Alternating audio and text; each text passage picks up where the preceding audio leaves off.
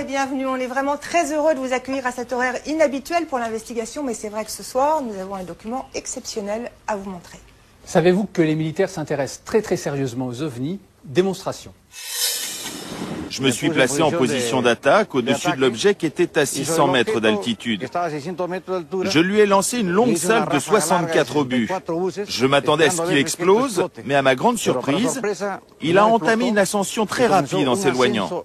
Il n'avait absolument rien qui dépassait, pas de moteur, d'aile, d'antenne ou de hublot.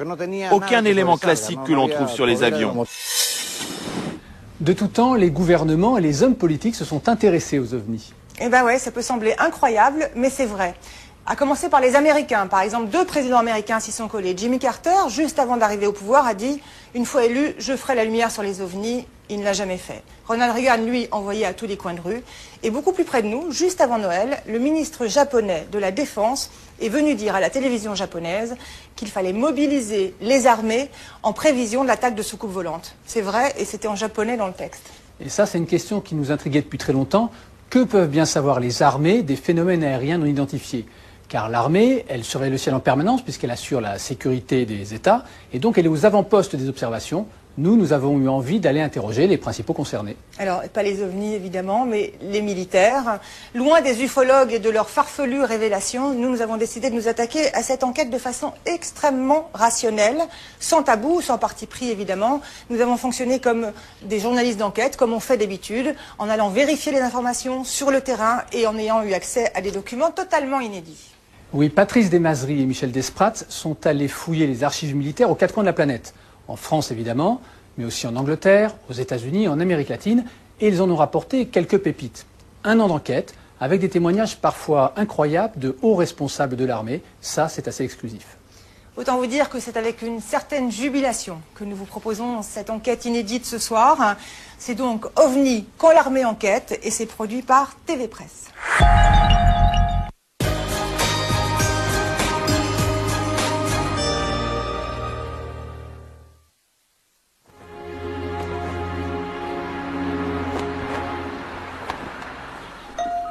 Nous sommes au CNES, le très sérieux Centre national d'études spatiales, qui lance la fusée Ariane et met des satellites en orbite. Mais ce jour-là, les représentants de l'État français sont convoqués pour une réunion confidentielle très particulière. Au programme, les ovnis. Autour de la table, le représentant de la Direction générale de l'aviation civile, un colonel de l'armée de l'air. Ils sont rejoints par des délégués de la gendarmerie nationale et de la police.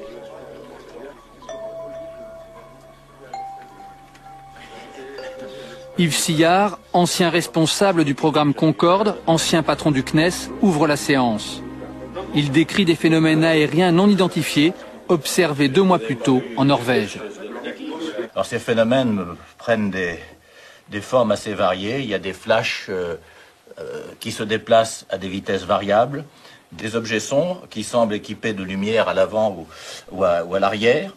Et jusqu'à des recueils de témoins qui voient un objet suivre le flanc de la montagne, puis traverser une route devant eux. On peut dire qu'en France, il y a une ouverture sur la question des ovnis. Il y a une ouverture indiscutable pour essayer de comprendre ce qui semble vraiment exister et qu'on ne comprend pas. On essaye de voir ce qui est explicable par des phénomènes naturels et ce qui ne l'est pas. Voilà. Il y a un certain nombre de choses qui ne le sont pas.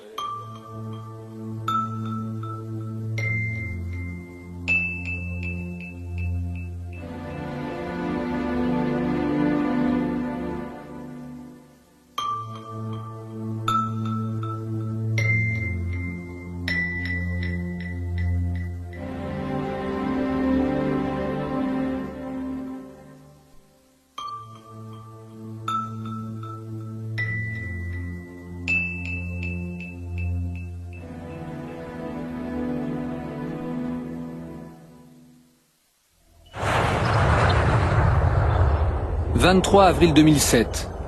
Dans l'espace aérien français, un pilote de ligne britannique appelle la tour de contrôle de Jersey. Il est paniqué. Il voit un objet lumineux en forme de cigare au-dessus de la Manche.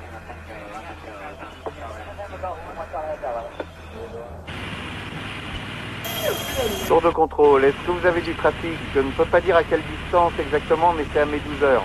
Non, il n'y a aucun trafic à vos 12 heures. Ok, j'ai un objet très brillant. Je ne peux pas dire à quelle distance, mais extrêmement brillant, jaune-orange. Objet droit devant, très plat. Je le vois à travers mes jumelles en ce moment même. Tour de contrôle, j'ai un contact précis à mes 12 heures. Un objet jaune, très brillant, comme un cigare. Non, il n'y a toujours rien à vos 12 heures et ce sur 60 km. Ok, je vous confirme que tous les passagers peuvent voir cet objet au-dessus de l'île. L'homme qu'on entend sur la bande, c'est Ray Bauer. Le pilote de ligne a accepté de raconter son aventure à une chaîne anglaise. Dans toutes mes années d'expérience, je n'ai jamais vu quelque chose comme ça. Et honnêtement, je serais très heureux de ne jamais le revoir. C'est une chose qui fait froid dans le dos. La première fois que je l'ai vu, j'étais à peu près à 70 ou peut-être 60 km de l'objet, et il était assez petit, mais il devait être énorme. Donc c'est apparu comme un objet solide. En utilisant ce bloc, est-ce que vous pourriez me décider ce que vous avez vu? Tout ce que je pouvais voir, c'était une forme qui ressemblait à ça, très pointue, très longue et très fine. Mais cette partie, environ 2/3, juste sur le fuselage, était assez sombre. Ça, c'était d'un jaune très brillant, très doré, et sur cette partie très sombre. Ray Bauer a fait un rapport à la direction de l'aviation civile française. Dans un autre rapport, un autre pilote britannique confirme avoir vu pendant 1 minute au même endroit exactement le même phénomène.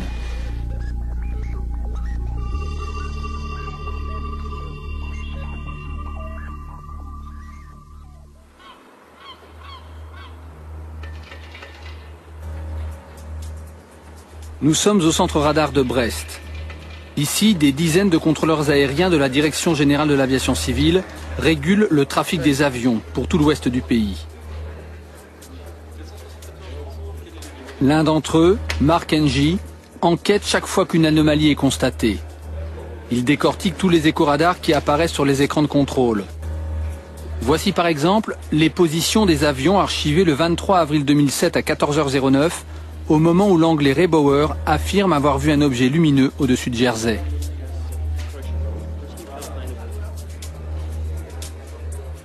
Donc voici le pilote numéro 1 qui a rapporté l'observation.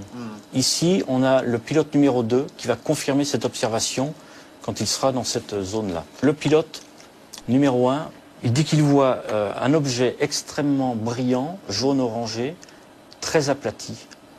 Alors sur la fréquence, il annonce une taille d'un Boeing 737, l'équivalent d'un fuselage de Boeing 737. Mais ça peut pas être un avion, ça peut pas... Ah non, ça peut pas être un avion parce que ça, on l'aurait vu au radar, ça c'est absolument certain. Le contrôleur donc répond que lui, il n'a rien dans cette zone. À 14h12, ça fait donc maintenant 3 minutes qu'il a annoncé l'observation de ces phénomènes, et on ne voit toujours rien dans la zone géographique où le pilote va situer les événements. D'accord. On peut dire qu'on est face à un phénomène... qu'on ne peut pas déterminer, On est face à un phénomène lumineux, sans confirmation d'éco-radar, donc on ne peut pas dire que c'est un objet, c'est un phénomène lumineux. Mais ça veut dire quoi? Que les deux pilotes inventent? Ah non, non, les pilotes ne vont pas inventer ce genre de choses, surtout sur une fréquence de contrôle, ils ne vont pas se permettre de faire ce genre de plaisanterie, c'est pas un gag, là c'est très sérieux, les pilotes le montrent dans leur parler, dans leur phrasé, ce sont des gens sérieux. Ils ont vu un phénomène. Ce n'est pas la première fois que Mark Ng est confronté à ce type de phénomène. Il l'a déjà vécu une nuit de 1993.